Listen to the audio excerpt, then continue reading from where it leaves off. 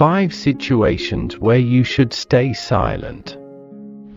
Number 1. When your judgment is clouded. The first case when you should not speak up is when you are having trouble thinking clearly. This can be for many reasons. Maybe you are tired or under the influence or full of anger or anxiety.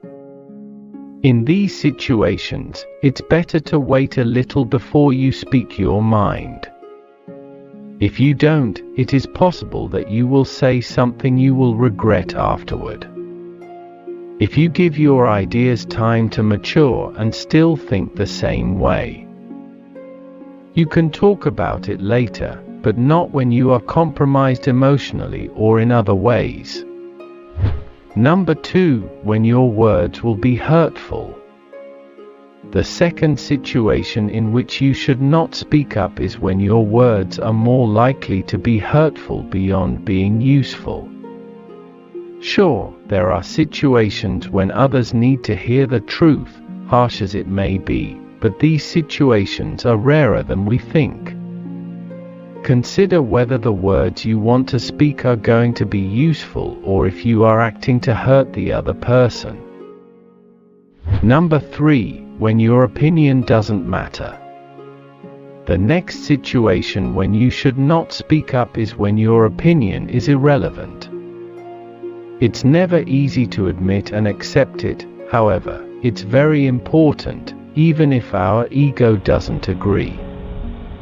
When you don't know enough about a situation or other people are experts, or when your opinion has no impact on others, it's often better to stay silent, just because it's the wisest thing to do.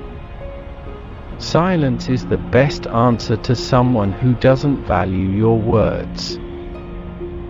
Number 4. When you don't have enough evidence.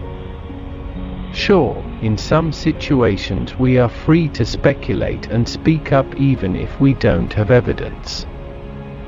However, this is not always true.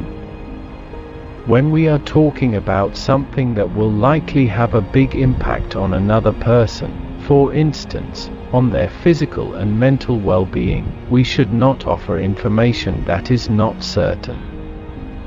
Hearsay might be fine in some contexts, but if our hearsay can sway a big decision, it's best not to speak. Say, for instance, that a person is considering whether to use a medication that might help them. It's best not to bring up a rumor about a friend of a friend who used that medication and had side effects unless you are certain it's a fact and not a rumor. Number 5. When asked not to speak.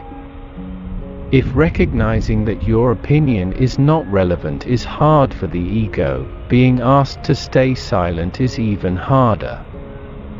You might be asked to take a backseat in some situations, for instance, in some work contexts or in other circumstances, and that can make us want to speak up. However, it's best to restrain that impulse and instead reflect. Why are we being asked to stay silent? Listening and learning can also be good in these situations. Number 6. When you don't